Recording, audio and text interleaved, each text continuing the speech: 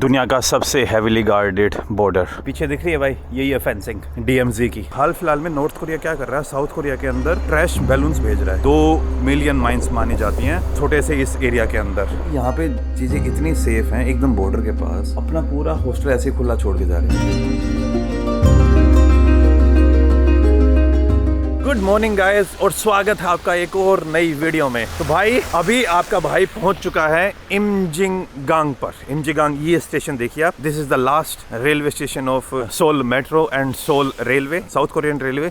इसके आगे भाई DMZ स्टार्ट हो जाती है। ये मान लीजिए this is a kind of international border between south Korea and north Korea. आगे डीमिलिटराइज जोन है, मतलब कि वहां पर मिलिट्री नहीं जा सकती है। मिलिट्री के जो चेक पोस्ट हैं वो इसी लाइन के आपके नीचे मिलेंगे। उसी एरिया को अभी मैं यहाँ पे घूमने आ रखा हूँ। ये साउथ कोरिया का एक विजिटर सेंटर है, यहीं से मुझे टिकट खरीद के अंदर जाना पड़ेगा। ये देखिए सारी बस DMZ लिखी हुई हैं।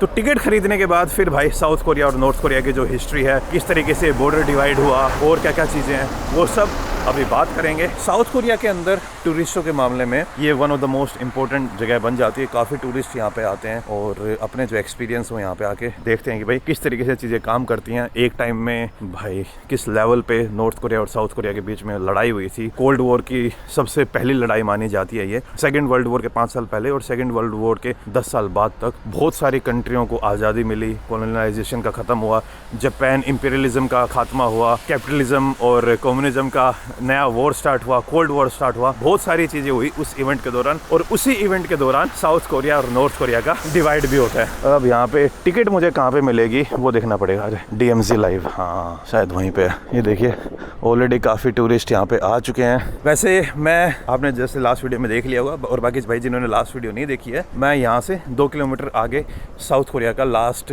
गांव पड़ता है जो DMZ से पहले आता है। उसी गांव में मैं रुका हुआ था। मजेरो करके गांव है, वहाँ पर एक home stay, DMZ home stay, वहीं पे मैं रुका हुआ था कल रात को। और वहाँ के जो ओनर भाई साहब हैं वो मुझे सुबह सुबह यहाँ पे गाड़ी में छोड़ के चले गए। भाई बंदे मस्त हैं, उनके साथ अगर आप आते हो ना तो मैं आपको रिकमेंड करूँगा कि सोल से टूर लेके मत आओ। सोल से टूर लेके आओगे ना वो 5-6 हज़ार रुपये का पड़ेगा और उसमें कोई मज़े भी नहीं है। तो अच्छा ये है कि सोल से इस गांव में आ जाओ, इस गांव में एक दिन रुको, आप गांव के जो लोग उनसे बात करने का भी मौका मिलेगा। और ये जो भाई साहब हैं जिनका होम स्टे में मैं रुका हुआ हूँ, वो यहाँ पे पिछले 500 सालों से रह रहे हैं, मतलब उनकी फैमिली यहाँ पे 500 सालों से रह रही है। तो वो इस एरिया को और अच्छे से समझते हैं, और उनकी अंग्रेजी भी अच्छी है, तो आपको और अच्छे से हिस्ट्री के बारे में और बाकी चीज़ों के बारे में बता सकते हैं। और जब मैंने उनको बताया कि भाई मैं इंडिया से आया हूँ, तो बोले यार इस साल के तो मेरे चौथे इंडियन गेस्ट हो, तो खुश भी हो गए। तो अच्छा यही रहेगा, क्योंकि अगर आप सोल से टूर लेके आते हो ना 5-6 हज़ार का आपका टूर पड़ेगा और उतने मज़े भी नहीं आएंगे। तो एक दिन गाँव मेरे को और बाकी चीज़ें करो। Hello tour where I can buy the tickets? Tickets? Yeah. You want to tickets? Yeah. Ticket, I think here. Here? Yeah. Not here? Yeah. Ticket here. Okay. 감사합니다.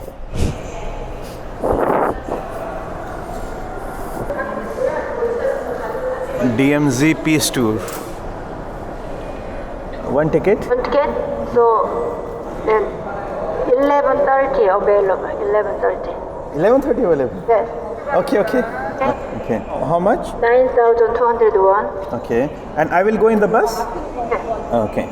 Ticket मैंने ले ली है, और टिकट है 9,200 रुपये की, जो आपके हो जाते हैं लगभग 600 से 700 रुपये, जिसके अंदर बस इंक्लूडेड है। और आपको before 11:30 no tickets, Sold out. Everything sold out. Yes. Okay, 9:30 से पहले की जितनी भी टिकट थी सब सोल्ड आउट हो चुकी हैं। कोई नहीं, अपने पास टाइम है बाकी बातें करने का। Did you write your phone number? Phone number. Okay, My phone number. Yes. ये भाई जो सामने आपको बस दिख रही है ना, यही है मेरी शटल बस। 11:30 बजे मेरा टूर स्टार्ट होगा और उसी की टिकट मैंने ले रखी है। हाँ, तो 9,000 वोन की टिकट है, जो आपके 500 से 600 रुपये होते हैं, और उसके अंदर आपके ये बस वाला सिस्टम भी इंक्लूडेड है। और अगर ये टूर अगर आप सोल से बुक करते हो तो ये ऑलमोस्ट 70,000 to 80,000 का पड़ेगा, जिसके अंदर हाँ आपकी ट्रांसपोर्टेशन कॉस्ट इंक्लूड होगी। लेकिन अगर आप सोल से मेट्रो लेके आते हो या फिर बाकी चीज़ों से ट्रैवल करते हो तो भी कोई इतना एक्सपेंसिव नहीं है। आप सोल से मेट्रो लेके आओगे, 2 घंटे में आप यहाँ तक पहुँच जाओगे, और इस पूरे ट्रांजिट में आपके सिर्फ 2,500 से 3,000 वोन लगेंगे, जो आपके होते हैं 200 रुपये। तो 600 से 200 800, और यूँ मान लो अगर आप यहाँ पे रुकते भी हो ना तो 2,000 में आपको अकोमोडेशन मिल जाएगी। तो यूँ मान लो 3,000 में आपका पूरा टूर हो जाएगा with a night stay near to North Korean border DMZ। तो ये बेस्ट है। इंस्टेड ऑफ टेकिंग टूर आप सीधा यहाँ पे आइए और आपको चीज़ें और ज़्यादा सही लगेंगी। और जब आप यहाँ पे आओगे ना तो आपको इतने टूरिस्ट भी नहीं दिखेंगे, तो मेरे लिए ये सबसे ज़्यादा बेस्ट है। सोल तो पूरा टूरिस्टों से भरा हुआ है, तो इंस्टेड कि आप इस गाँव में आकर रुक रहे तो चीज़ें आपको और अच्छी तरीके से समझ में आएंगे। हर 1 घंटे में एक बस निकलती है और उसी के अंदर आप जो सारे टूरिस्ट हैं वो अलाउड होते हैं। तो भाई अभी बस निकलने में कम से कम 15 मिनट है। हाँ 15 मिनट है। तो इन 15 मिनट में अब थोड़ी बहुत हिस्ट्री के बारे में बात करते हैं कि तो ये बेसिकली मैं जो पिछली 1-2 वीडियो से माहौल बना रहा हूँ कि मैं DMZ जाऊँगा। DMZ में है क्या, सॉरी DMZ, ये अमेरिकन की आदत पड़ गई है DMZ नहीं DMZ, demilitarisation zone of north and south Korea. तो ये देखिए, ये है नॉर्थ कोरिया, ये है साउथ कोरिया, और ये बीच में से एक लाइन जाती है, ये है नॉर्थ और साउथ कोरिया का बॉर्डर जो 1953 में डिसाइड हुआ था। और दोनों बॉर्डर के पास दोनों की एक जोन है, मतलब कि 1-2 किलोमीटर नीचे और 1-2 किलोमीटर ऊपर। इस एरिया को बोलते हैं DMZ, the demilitarisation zone between north and south Korea. तो बेसिकली 1945 से पहले की जो हिस्ट्री है उतना डीप में नहीं चाहूंगा, अपन 1945 की हिस्ट्री के बाद बात करते हैं। तो 1945 में जब जापान ने सरेंडर किया, जब अमेरिकन्स ने ओपनहाइमर मूवी देखी होगी ना आपने, ओपनहाइमर मूवी में जो बॉम्ब बनाया था जे रॉबर्ट ओपनहाइमर ने, वो बॉम्ब फिर अमेरिकन्स जापान के हिरोशिमा और नागासाकी के ऊपर गिराते हैं और उसके बाद भाई साहब जापान सरेंडर कर देता है। तो Korea was part of imperialist Japan.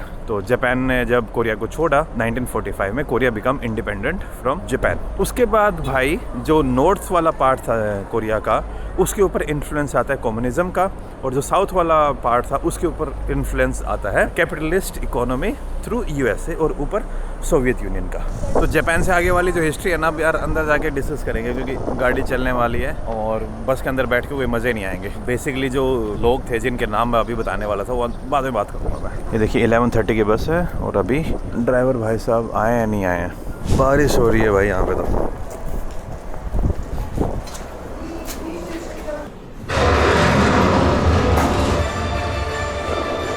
The world's only demilitarized zone, DMZ.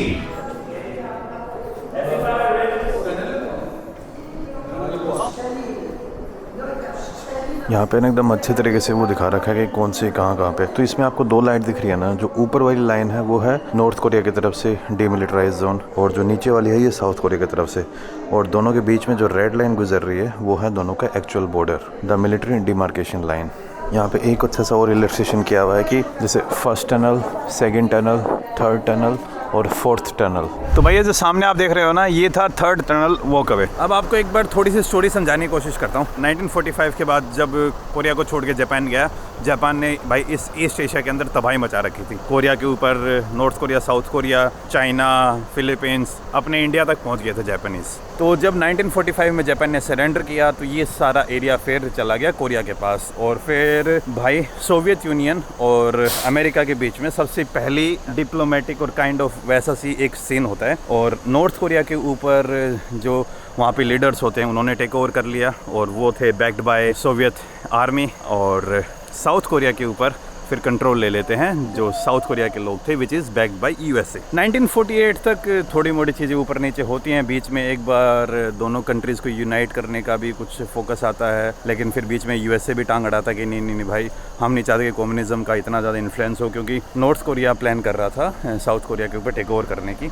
और इस तरीके से 1948, 49, 50 तक चीज़ें चलती रहती हैं। कोई कभी किधर कोई बात होती है, कभी किधर कोई बात होती है। फिर भाई finally backed by Soviet union north Korea invade कर देता है साउथ कोरिया को, और सोल तक जो नॉर्थ कोरिया की आर्मी है, सोल के एकदम नीचे तक नॉर्थ कोरिया की आर्मी पहुंच जाती है। और फिर भाई USA एक्शन में आता है, और USA बोलता है कि नहीं भाई अब बस बहुत हो गया। अब USA UN के थ्रू अपनी जो मिलिट्री है वो साउथ कोरिया के अंदर बुसान की तरफ भेज देता है। ये देखिए एक टाइम तक जो नॉर्थ कोरिया की आर्मी है यहाँ नीचे तक चली गई थी। पूरा साउथ कोरिया, ऑलमोस्ट पूरा साउथ कोरिया नॉर्थ कोरिया के अंडर आ गया था, बैक्ड बाय सोवियत यूनियन। फिर उसके बाद UN की जो आर्मी है, मिलिट्री है, वो आती है, मोस्टली लेड बाय USA। और फिर भाई वापस फिर कोरियन वॉर और ज़्यादा ढंग से स्टार्ट होता है। फिर एक टाइम ऐसा आता है कि साउथ कोरिया है वो नॉर्थ कोरिया की कैपिटल भी ले लेता है, पेंगयोंग तक, एकदम ऊपर तक, जहाँ ये देखिए ये वाला चाइना वाला बॉर्डर है ना, यहाँ तक साउथ कोरिया की military which led by US वो वहाँ तक पहुँच जाती है। और फिर भाई इस गेम के अंदर होती है चाइना की एंट्री, क्योंकि चाइना को डर लगने लग गया था कि कहीं भाई और ज़्यादा एरिया ना कब्जा लें। तो चाइना ने फिर नॉर्थ कोरिया को और ज़्यादा सपोर्ट कर दिया, और फिर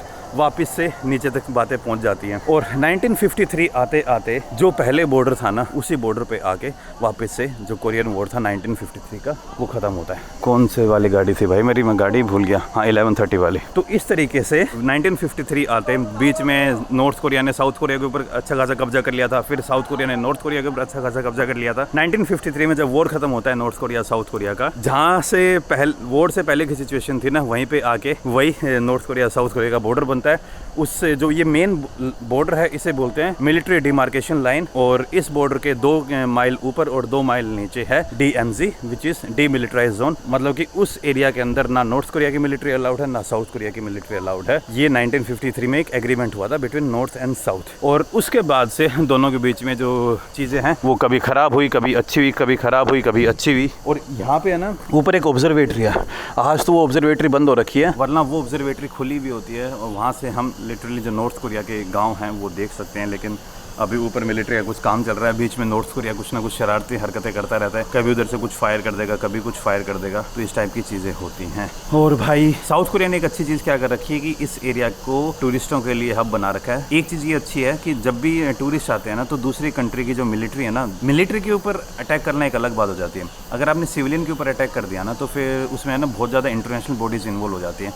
और ये वाला सीन मुझे लग रहा है कि अपने इंडिया को भी, जो चाइना के साथ बॉर्डर है, अपने को वहाँ पे करना चाहिए, खास करके अपने अरुणाचल में और खास करके अपने लद्दाख सेक्टर में जितना टूरिज्म हो सके। टूरिज्म अपने इंडिया की सेफ्टी के लिए भी बहुत ज़्यादा इंपॉर्टेंट है, क्योंकि फिर चाइना को वहाँ पर अपने जो एरिया सर्टेन, मतलब कि चाइना के लिए चीज़ें और ज़्यादा मुश्किल हो जाएंगी और अपने लिए चीज़ें ज़्यादा आसान हो जाएंगी, क्योंकि टूरिस्ट भी एक हिसाब से मिलिट्री का ही काम करेंगे। क्योंकि आप मिलिट्री के ऊपर अटैक कर सकते हो, लेकिन अगर आपने टूरिस्ट के ऊपर अटैक कर दिया ना, तो चीज़ें बहुत ज़्यादा ऊपर नीचे हो जाती हैं और कंट्री का जो एक अच्छी इमेज होती है ना, वो भी इफेक्ट होती है कि भाई हमने टूरिस्टों के ऊपर अटैक क्यों किया। मिलिट्री के ऊपर चलो कर दिया, लेकिन टूरिस्ट के ऊपर अटैक कैसे कर सकते हो तुम। तो ये वाली भी एक चीज़ होती है। और ये वाली साउथ कोरिया ने बहुत अच्छे तरीके से कर रखी कि इस DMZ एरिया के अंदर आपको हर जगह पर आपको टूरिज्म मिल जाएगा। यहाँ पे ना नॉर्थ कोरिया अपनी हरकतों से तो बाज आया नहीं, तो फिर नॉर्थ कोरिया ने क्या कर रखा है, यहाँ पर 4 टनल की खुदाई की। अभी ये देखिए, एक टनल यहाँ पे, एक टनल इधर है। कोरिया साउथ कोरिया के बॉर्डर पे है ना 4 जगह पर टनल बनाई थी।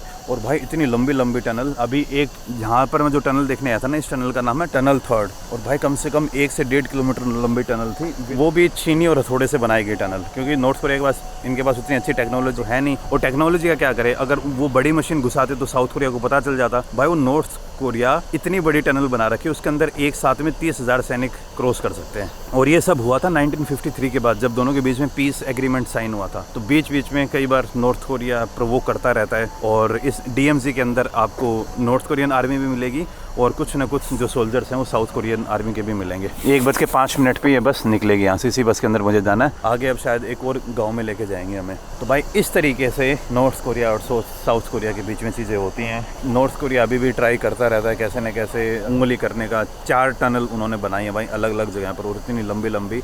उनका पूरा प्लान था कि भाई सियोल के ऊपर अटैक करने का, कि सियोल तक या फिर कहीं पे बीच में टनल निकाल देंगे और उस तरीके से बाकी जो साउथ कोरिया उसके ऊपर अटैक कर सकते हैं। मैं अभी यहाँ पे हूँ और यहीं से पास में समंदर भी पड़ता है। तो काफ़ी जो नॉर्थ कोरियंस हैं वो डिफेक्ट होके यहाँ पे साउथ कोरिया के अंदर आ जाते हैं, कई बार समंदर के रास्ते से, कई बार चाइना के रास्ते से। चाइना भी इसमें एक बहुत बड़ा रोल प्ले करता है। चाइना आई थिंक एक मीडिएटर बना हुआ है फॉर द नॉर्थ कोरियन, क्योंकि चाइना बार बार हमेशा यूज़ करता है नॉर्थ कोरिया को। इवन तो अगर आपको नॉर्थ कोरिया की ट्रिप करनी है ना, तो नॉर्थ कोरिया की ट्रिप आप सिर्फ और सिर्फ चाइना के थ्रू ही कर सकते हो। अब चलते हैं भाई बस के अंदर वापस से।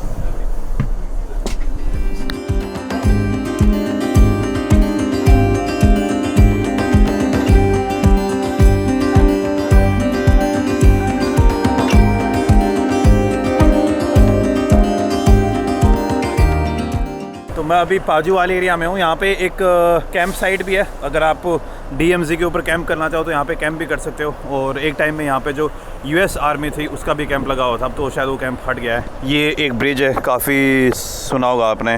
और दूसरा भाई, हाँ मैं अब दिखाता हूँ। तो अभी यहाँ से वो ट्रिप स्टार्ट हुई थी जो हमारी आज की ट्रिप थी। उसके बाद ये थी वो टनल जहाँ से हम टनल देखने गए थे। ये आई थिंक ये डिमार्केशन यहाँ पे लिखा हुआ है, मिलिट्री डिमार्केशन लाइन।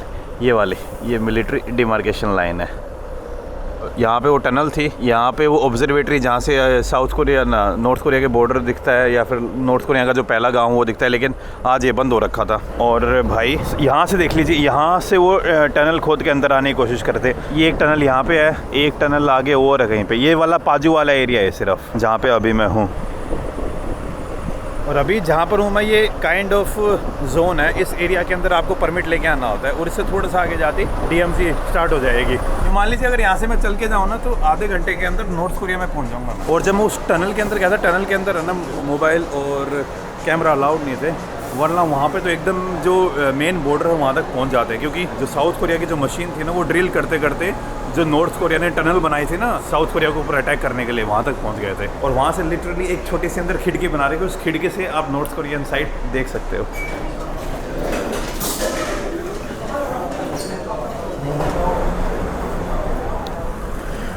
यहाँ पे भाई इस टाइप की मिलिट्री गाड़ियाँ आपको बार बार दिखती रहेंगे। और एक चीज़ और बता रहा था कि अभी है ना ये जो ऑब्जर्वेटरी बता रहा था ना, डोरा ऑब्जर्वेटरी, जहाँ से हम नॉर्थ कोरिया को देख सकते हैं, वो ऊपर पहाड़ के ऊपर, उसको अभी बंद कर रखा है। उसके बंद करने के पीछे कारण क्या है कि अभी हाल फिलहाल में नॉर्थ कोरिया क्या कर रहा है, साउथ कोरिया के अंदर ट्रैश बैलून्स भेज रहा है। क्या कर रहा है, बड़े बड़े बैलून्स के अंदर सामान वान कुछ भर के और उनको हवा में वो कर देता है, और वो साउथ कोरिया की तरफ आते हैं। और फिर साउथ कोरिया उनको शूट तो कर नहीं सकता, अंदर बॉम्ब भी हो सकते हैं, कुछ भी हो सकता है। तो इसीलिए उनको रोकने के लिए एकदम जो बॉर्डर के पास वाले एरिया हैं उन सब के ऊपर साउथ कोरिया ने टूरिस्टों को भेजना बंद कर दिया है because of the recent changes. और भाई ये जो डीमिलिटराइज जोन है, ये दोनों कंट्रीज के बीच में एक काइंड ऑफ बफर जोन है। और अगर मान लो आप इस एरिया के अंदर गलती से चले जाते हो तो भाई इस एरिया में कम से कम भी 20 लाख के आसपास माइंस हैं। 2 मिलियन माइंस मानी जाती हैं छोटे से इस एरिया के अंदर। अगर नॉर्थ कोरिया साइड से बच गए तो साउथ कोरिया वाली साइड में आप मर जाओगे, क्योंकि इतनी ज़्यादा माइंस हैं। यहाँ तो मिलिट्री को पता है जो मेन रोड है उसके ऊपर मिलिट्री आपको जाने नहीं देगी, और बाकी जगह पर माइंस आपको जिंदा नहीं छोड़ेंगी। तो भाई ताकि नॉर्थ कोरिया से साउथ कोरिया की तरफ कोई बंदे ना जा सके और साउथ कोरिया से नॉर्थ कोरिया की तरफ कोई बंदे ना जा सके। और ये दुनिया का मोस्ट हेवीली प्रोटेक्टेड बॉर्डर माना जाता है। मतलब इतनी ज़्यादा माइंस अपने इंडिया और पाकिस्तान के बॉर्डर पे भी नहीं मिलेंगे जितनी आपको नॉर्थ कोरिया और साउथ कोरिया बॉर्डर पे मिल जाएंगी। दुनिया का सबसे खतरनाक बॉर्डर भी माना जाता है भाई, क्योंकि काफ़ी जो नॉर्थ कोरियन बंदे हैं वो भाग के साउथ कोरिया की तरफ आना चाहते हैं, जिनमें से 90% लोगों के जो चांसेस हैं या तो वो नॉर्थ कोरियन आर्मी के हाथों मारे जाते हैं, वरना फिर रही सही कसर जो यहाँ पे माइंस है ना वो पूरा कर देती है। तगड़ा ये सीन है यार। भाई देखो, अपने इंडिया और पाकिस्तान का डिवाइड होने के पीछे चलो मान लेते हैं कि एक रिलीजन बड़ा फैक्टर था, और तो कोई मैं बड़ा रीज़न नहीं मानता हूँ। मोहम्मद अली जिन्ना का दिमाग खराब हो रखा था, उसने बोले कि चलो पाकिस्तान बनाते हैं, बना दिया उसने पाकिस्तान। लेकिन नॉर्थ कोरिया और साउथ कोरिया के अंदर तो वो वाला डिवीजन भी नहीं था। दे आर सेम पीपल, खाना सेम खाते हैं, लैंग्वेज सेम बोलते हैं, सब कुछ सेम था भाई इनके पास। लेकिन फिर भी 2 आइडियोलॉजीज़ के बीच में फंस के देखिए इनका क्या बुरी हालत हो गई है। और खास करके जो ओल्ड लोग हैं, वो जो बूढ़े लोग हैं जिनकी एज भाई मान लीजिए 40 से 45 से ऊपर है, वो सच में चाहते हैं कि यूनिफिकेशन हो जाए। लेकिन जो यंग जनरेशन है वो देखो चाहता तो हर कोई है कि दोनों कंट्री यूनाइट हो जाएं, लेकिन अब ये दोनों हो नहीं सकती क्योंकि बहुत ज़्यादा डिफरेंसेस आ गए हैं। लेकिन अपने पास एग्जांपल भी हैं, जैसे बर्लिन वाली है। 1989 में जब सोवियत यूनियन का ब्रेकआउट हुआ, 1989 में जो वेस्ट जर्मनी और ईस्ट जर्मनी दोनों मिल गए थे। वेस्ट जर्मनी हेलो वीडियो बनाता ना यूट्यूब पे। हाँ जी नाम बोल रहा हूँ मैं आपका। Nomadic India. हाँ। दीपांशु। अच्छा। कहाँ से हो आप? अरबाज, दिल्ली से। कैसे हो अरबाज भाई? मैं ठीक हूँ। यहाँ घूमने आ रखे हैं? हाँ, मैं तो ब्लॉग ही बनाता हूँ, वीडियो बनाता हूँ। बढ़िया है। मैं देखता रहता हूँ आपको, बहुत अच्छा कर रहे हो यार, बहुत बढ़िया। तो भाई मेरा DMZ का जो टूर है यहीं पे ख़त्म होता है। कुछ ज़्यादा चीज़ें नहीं देख पाया, जगह जगह पर कैमरा अलाउड नहीं थे। एक जो ब्रिज आ रहा था वहाँ पे कैमरा अलाउड नहीं था, और उसके बाद जो टनल थी उसके अंदर कैमरा अलाउड नहीं था, और जो आगे ऑब्जर्वेटरी थी जहाँ से हम नॉर्थ कोरिया को लिटरली देख सकते हैं, वहाँ पे भी जाना अलाउड नहीं था because of the current situation. अभी सिचुएशन ज़्यादा अच्छी नहीं है दोनों कंट्रीज़ के बीच में। और इधर सामने आपको जो फेंसिंग है वो दिख ही रही होंगी। This is the fencing between north and south Korea. मतलब कि अभी इसके आगे डीमिलिटराइज जोन है, लेकिन DMZ के ऊपर ही साउथ कोरिया ने यहाँ पे अपनी फेंसिंग कर रखी है। वैसे आप यहाँ पे केबल कार भी ले सकते हो, केबल कार भी आपको वहीं पे लेके जाएगी जहाँ से मैं अभी गया था। ऑलरेडी मैं जा चुका हूँ, तो अभी केबल कार के अंदर मुझे जाने का ऐसा कुछ मन भी नहीं है भाई। अच्छी खासी टूरिस्टिक डेस्टिनेशन बना रखी है, और भाई वहाँ पे हॉस्टल में पहुँच के थोड़ी बहुत बातें और करनी है। जो अपने यून भाई साहब हैं उनको भी मैं इंक्लूड करूँगा ताकि वो अपना जो पर्सपेक्टिव है वो भी इस वीडियो के अंदर बता पाएँ। और ये देख लिए, ये है भाई फेंसिंग। ये EV चार्जिंग जो यहाँ पे इलेक्ट्रॉनिक गाड़ियाँ हैं, डू नॉट कम क्लोज और टेक पिक्चर। ये पीछे दिख रही है भाई, यही है फेंसिंग DMZ की। दुनिया का सबसे हेवीली गार्डेड बॉर्डर ये है। यहाँ पे एक म्यूजियम भी बना हुआ है, national memorial abducted during the Korean war. भाई कोरियन वो जो वॉर था इसकी एक ब्लडी हिस्ट्री भी है। अकेले ऐसा ही नहीं है कि 3 साल तक जो लड़ाई चलती रही थी, उन 3 या 4 सालों के दौरान कम से कम 2.5 से 3 मिलियन लोग मारे गए थे, 25 से 30 लाख के आसपास। ज़्यादा जो नुकसान हुआ था वो नॉर्थ कोरिया को हुआ था, लेकिन साउथ कोरिया कोरिया में भी लगभग 1 मिलियन के आसपास सिविलियंस डेथ बता रहा हूँ, मिलिट्री डेथ नहीं है ये। और ये जो स्टेशन है इमजिन गाक, ये साउथ कोरिया का लास्ट रेलवे स्टेशन या लास्ट मेट्रो स्टेशन मान सकते हो।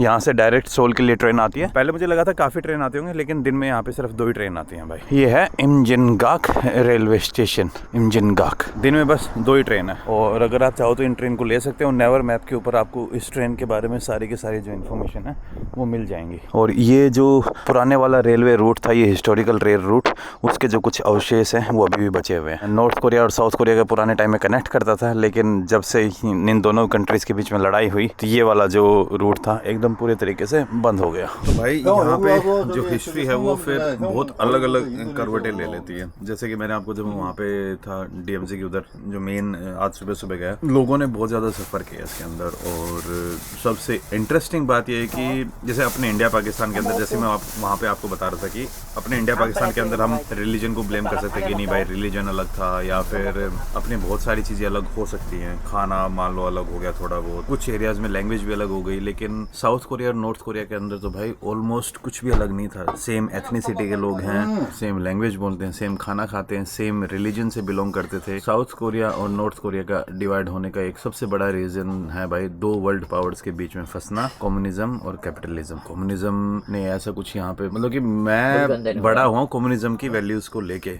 लेकिन कम्युनिज्म कहीं प्रैक्टिकल नहीं है यार। बहुत इंसान कम्युनिस्ट के लिए बना नहीं है। चाइना क्लेम करता है कि चाइना बहुत कम्युनिस्ट कंट्री है, लेकिन नहीं भाई, चाइना इंडिया से भी ज्यादा कैपिटलिस्ट कंट्री लगती है मेरे को। अब जाओगे ना तब पता चलेगा। लेकिन वो शो ऑफ करते हैं कि भाई वो शो मेरे हिसाब से बस इसलिए करते हैं ताकि वो लोगों को कंट्रोल कर सके। और वो बोलते हैं कि नहीं भाई हमारे पार्टी के अंदर सारी चीजें वो होती हैं, वोटिंग से होती हैं। तो भाई आपके पास एक ही पार्टी के हैं, चाइना के अंदर सीसीपी ही है, उसके अलावा कुछ भी नहीं है। सेम चीज नॉर्थ कोरिया के अंदर है। और इवन सोवियत यूनियन में भी आप ये देखिए, स्टालिन का टाइम था, तो स्टालिन का टाइम कोई अच्छा थोड़ी था। स्टालिन के टाइम पर कितनी ज्यादा वो चीजें हुई थी। कम्युनिस्ट वैल्यूज के साथ पला बड़ा हूँ, लेकिन मुझे पता है कि कम्युनिज्म में क्या क्या कमी है।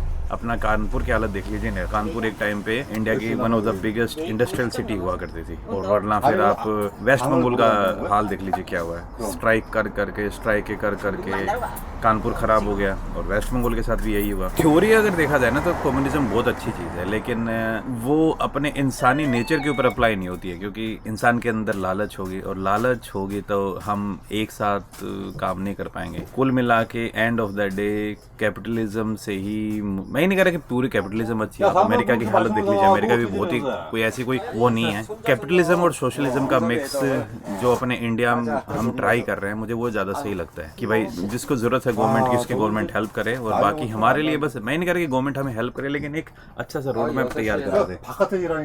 안녕하세요. 유튜브 하는데 유튜브. 아, 문산 버스. 버스 몇 시야 형수?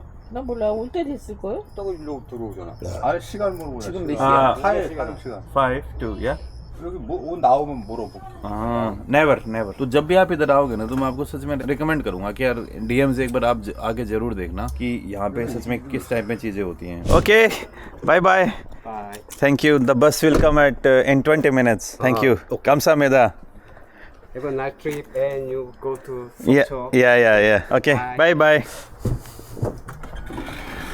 एक चीज़ मैं और आपको बताता हूँ, ये मुझे सच में यहाँ पे बड़ी इंटरेस्टिंग लगी। जैसे ये भाई साहब है, इनका ये जो गेस्ट हाउस है इन्हीं का ही है। ये भाई अभी अपने फार्म में काम करने जा रहे हैं यहाँ पर, अपने खेत में। इनकी यहाँ पे भाई ज़मीन वमीन भी है और एक दो चीज़ें और हैं। मतलब कि यहाँ पे चीज़ें इतनी सेफ हैं, एकदम बॉर्डर के पास। अपना पूरा हॉस्टल ऐसे ही खुला छोड़ के जा रहे हैं। और कल से ना, मैं जब कल शाम को यहाँ पे आया था, मैं अपना सामान और सब कुछ यहाँ पे छोड़ के जा रहा था। कोई भी ऐसा भय नहीं है कि भाई इनके पीछे जाने के बाद कोई यहाँ पे घुस के इनका सामान वामान लेके चला जाएगा। इस मामले में अपने इंडिया के गाँव में भी ऐसा माहौल है, लेकिन आजकल भाई चीज़ें थोड़ी बहुत चेंज होने लगी हैं। लेकिन ये बात मुझे साउथ कोरिया में बड़ी सही लगी कि यार एकदम डीएमसी के पास रह के भी चीज़ें यहाँ पे इतनी ज़्यादा सेफ एंड सिक्योर हैं। और वहाँ पे जो कुछ ये भाई साहब उनके साथ बैठा हुआ था, मैं भी, उन्होंने मुझे इनवाइट किया था, लोकल दारू के लिए इनवाइट किया था। मैं नहीं अंकल जी, बस एक घूंट ली मैंने ट्राई करने के लिए। वो भाई एकदम जो राइस बियर या राइस वाइन होती है ना, वैसा टेस्ट कर रही थी, जो मैंने नॉर्थ ईस्ट में अपने किया हुआ है। तो मुझे बिल्कुल अच्छी नहीं लगती, बहुत स्ट्रॉन्ग टेस्ट होता है। मैं उस टेस्ट के लिए बना नहीं हूँ। और बस भाई यही है।